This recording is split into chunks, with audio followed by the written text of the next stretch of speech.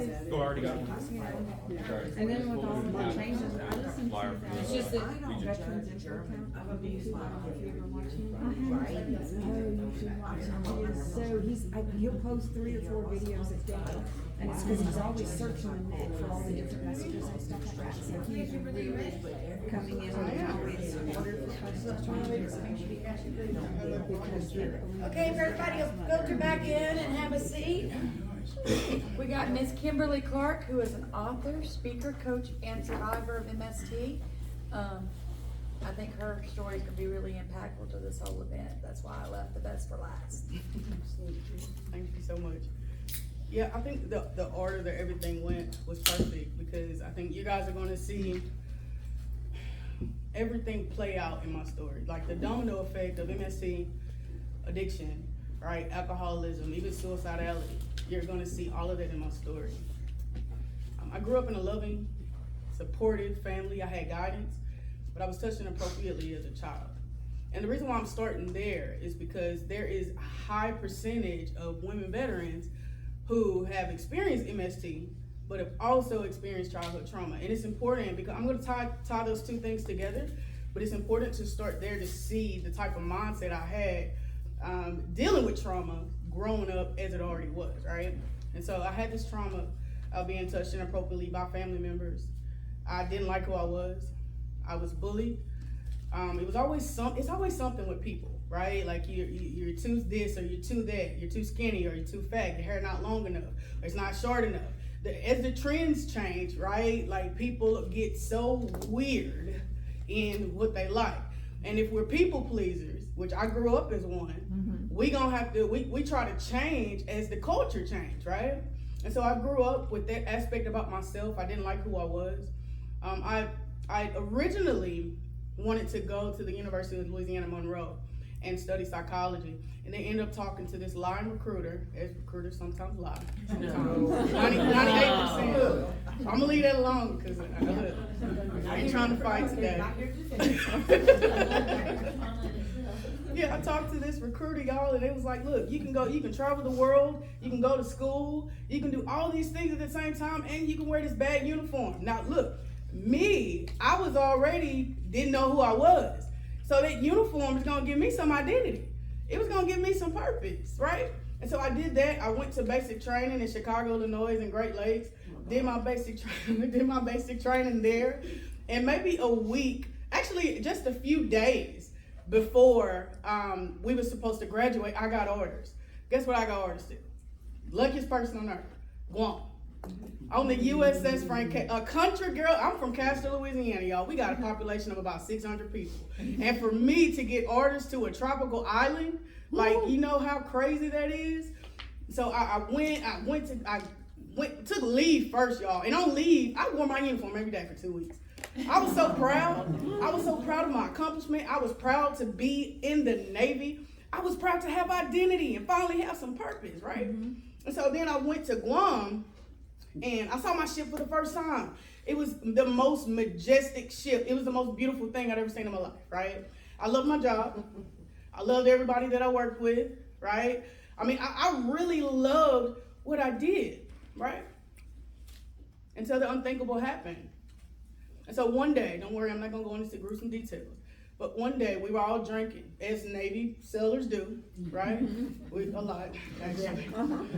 We were drinking one weekend, and I had more male friends than anything, right? And so I was hanging out with whom I called my brothers. And we was drinking, I got drunk, more drunk probably than I'd ever been up to that point. And I asked a friend of mine to take me back to my barracks. I'm like, man, I'm seeing triple right now. I need somebody to help me back. And he agreed. And then he raped me. And that completely changed the whole trajectory, of my life, right? This is somebody I love. This is somebody I would have died for. This is somebody I called my brother. And for him to take advantage of me in that way, right, it completely blew my mind.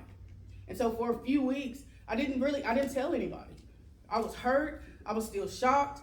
I was like, all of those things, all of those limiting beliefs, all of those insecurities, right? All of those things that I'd already experienced as a child tripled in that moment. It tripled, right?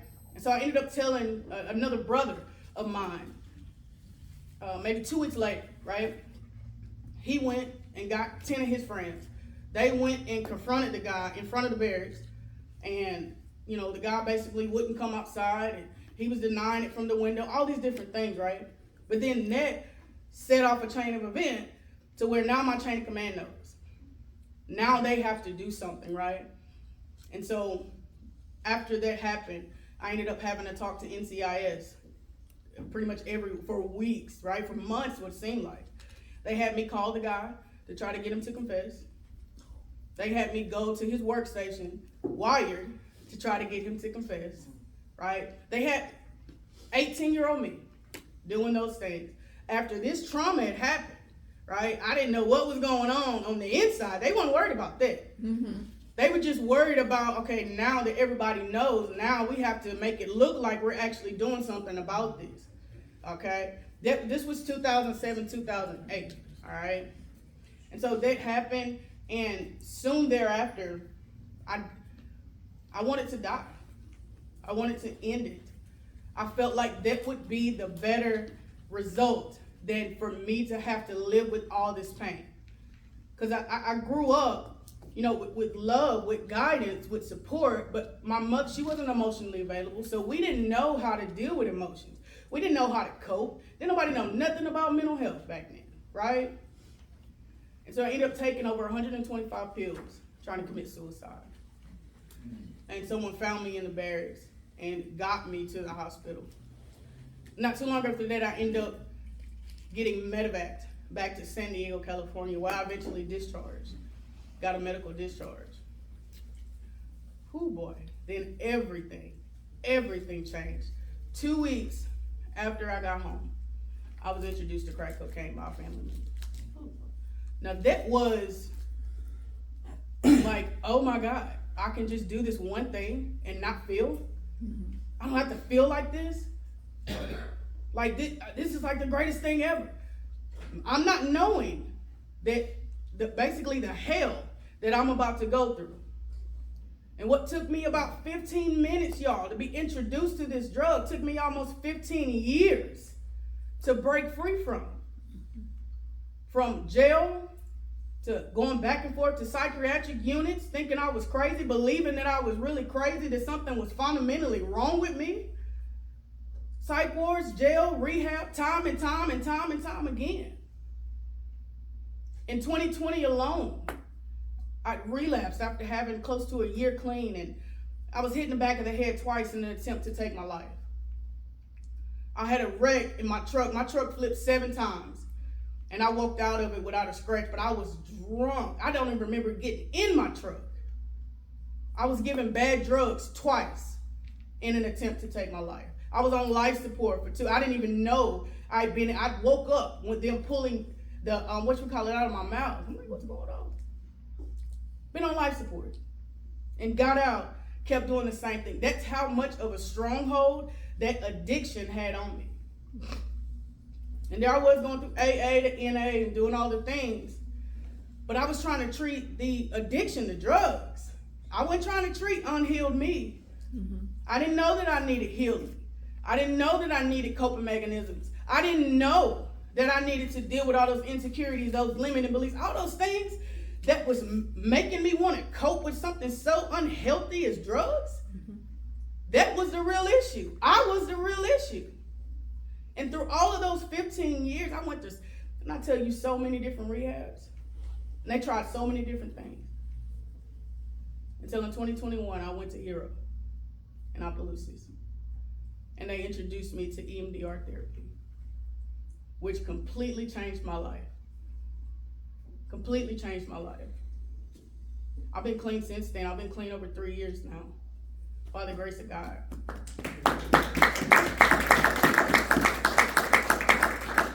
Now, I am a peer inner reach specialist for the Louisiana Department of Health. I'm a professional speaker. I travel all across the country. I speak about MST. I also speak to youth about leadership, about mindset, right? About living their authentic self. I'm also a best-selling author, right? I worked for Mission 22, the national nonprofit Mission 22. I worked for them for 2 years as their state leader until I started working on my own business and I had to let that go, right? And so I said that to say this: God can literally change everything. He can literally, I can't tell my story without talking about God. I can't, right? And all of those things that was happening to me, right? I've been going to the VA, back and forth to the VA, back and forth to these counselors, all these different things. But nobody was really listening to all the trauma that even led up to that, even led up to my military career. What about all the me that was dealing with me? Nobody even listened to that. And that's why it's so important for MST survivors to talk to advocates, right? To talk to the people who are dealing with active duty while they are experiencing this mess.